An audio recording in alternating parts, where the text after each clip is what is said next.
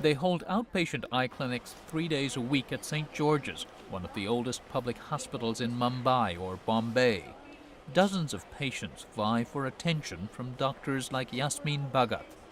On an average day, we see maybe about 200 patients, some old, some new, some operated, some with some medical problems of the eye.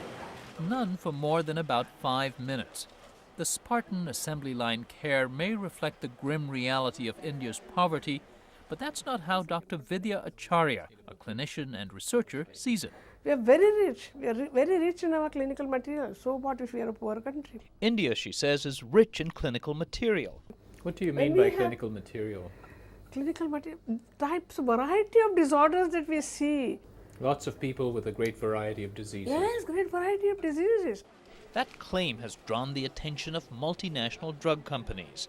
Clinical trials are a tedious, expensive, and critical phase in the development of new drugs, and companies from Pfizer to Glaxo have begun moving them to India, drawn by its large supply of scientists, doctors, and most of all, patients. More than 30 million people in India suffer from heart disease. At least that number are diabetic, and tens of millions suffer from various forms of cancer and psychiatric disorders. India can give you 1/3 more patients in 1/3 less time.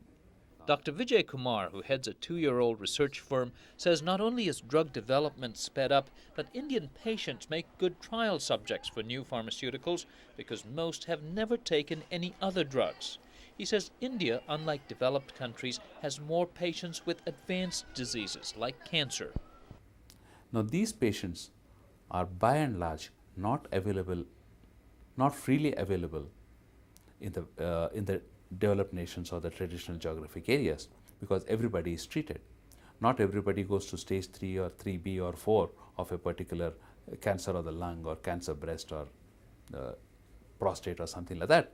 Whereas in our country, because of again poor access and various other factors, people come pretty late in a malignant state, in a moribund state, to the investigators. For these patients, getting into a study means getting drugs that could extend their lives. Ophthalmologist Bhagat says the meticulous requirements of trials also helps sharpen doctors' skills. For example, for a patient of conjunctivitis, I may normally just spend about 3 to 4 minutes examining him. But when you are in a clinical trial, we see them in a much, much greater detail. We have to take the conjunctival swabs, which one doesn't do for everybody. So it's very time consuming, but it's quite exciting, and we do learn a lot also, and it does help the patient also. But the idea of patients enrolling because it's the only way they can get good care or any care troubles ethicists like Dr. Jeffrey Kahn at the University of Minnesota Medical School. Certainly it's not the job of the pharmaceutical industries around the world to provide health care for the masses. That's not their role. But by the same token, they shouldn't be going in and taking advantage of the dire straits of people to do clinical trials more cheaply, take advantage of the straits and expose these people to risk in ways that will only benefit people who are in rich countries thousands of miles away. A central tenet of clinical research is that it should benefit the larger society. And Khan says there cannot be two societies, one taking the risks, the other the benefits. There needs to be some assurance that the benefits of it would go to the population from whom the participants come, so that the drugs would be used, say, in diabetics in India, if it was a diabetes clinical trial using Indian subjects, and not to develop a new drug that would be used in Western Europe and the United States solely. But the companies doing clinical trials here say doing the research in India will lower costs and make drugs affordable to everyone, including Indian patients. Dr. Swati Piramal heads a family-owned conglomerate that's branched into clinical trials. In the year 2010, there are going to be more diabetics anywhere in the world. Most of them will be in India. And I think the drugs which are being developed in India on the backs of Indian people will not only benefit our country, but will benefit people everywhere at an affordable cost, at a very good quality. Questions of quality worry some experts.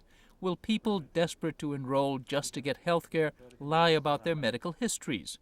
Will doctors take advantage of patients whose poverty and illiteracy make them especially vulnerable in India? Dr. Vasantha Muthuswamy is with the quasi-governmental Indian Council on Medical Research. The trial goes on, data is submitted, but what has happened in the trial? How really was the trial conducted? Who has done an independent monitoring? Is there any suppression of information? India's parliament is expected soon to pass into law many of the Research Council's guidelines that address such concerns, requiring ethics committees to monitor trials, for example. But even with laws on the books, India has seen widespread abuses in medicine. For example, millions of ultrasound scans are done solely to abort female fetuses. Kidneys are routinely purchased from poor people for transplantation. For their part, clinical trials companies say it's in their business interests to conduct trials cleanly, to ensure subjects are protected from undue risk and given sufficient information to give truly informed consent. Many international pharmaceutical companies seem sold. Whether it's good for the Indian public or not, analysts say as many as 2 million Indian people may be enrolled in research trials by 2010. Just 2 years ago, that number was perhaps 2,000 or 3,000.